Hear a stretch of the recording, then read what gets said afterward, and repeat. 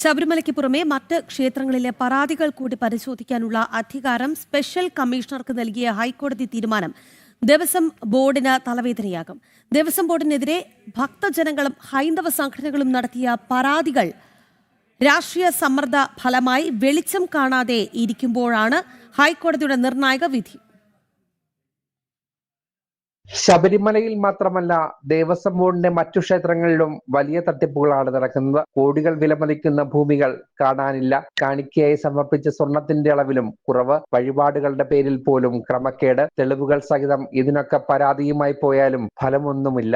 ഒരു വശത്ത് രാഷ്ട്രീയ സമ്മർദ്ദം, മറുവശത്ത് ഉദ്യോഗസ്ഥരുടെ നിക്ഷിപ്ത താല്പര്യങ്ങൾ. അങ്ങനെ പരാതികളൊക്കെ വെളിച്ചം കാണാതിരിക്കുമ്പോഴാണ് ഇതൊക്കെ മനസ്സിലാക്കിയുള്ള ഹൈക്കോടതിയുടെ ഇടപെടൽ. ശബരിമലയ്ക്ക് പുറമെ മറ്റു ക്ഷേത്രങ്ങളിലെ പരാതി കൂടി പരിശോധിക്കാനാണ് ദേവസ്വം സ്പെഷ്യൽ കമ്മീഷണറായ ആർ ജയകൃഷ്ണനെ നിയോഗിച്ചിരിക്കുന്നത്. ദേവസ്വം ബോർഡിന് കൂടുതൽ കുരുക്കാകുന്ന തീരുമാനമാണ് ഹൈക്കോടതിയുടെ ഭാഗത്തു നിന്നും ഉണ്ടായത്. തട്ടിപ്പുകൾ ഓരോന്നായി ഇനി പുറത്തു വരും. അട്ടിമറിക്കാൻ ശ്രമിച്ച പരാതികൾ വീണ്ടും അന്വേഷണ വിധേയമാകും. ദേവസ്വം ബോർഡിൽ ഒരു ശുദ്ധികലശത്തിന് തുടക്കമാകുന്നതായിരിക്കും ഈ വിധി. ജനം, കൊച്ചി.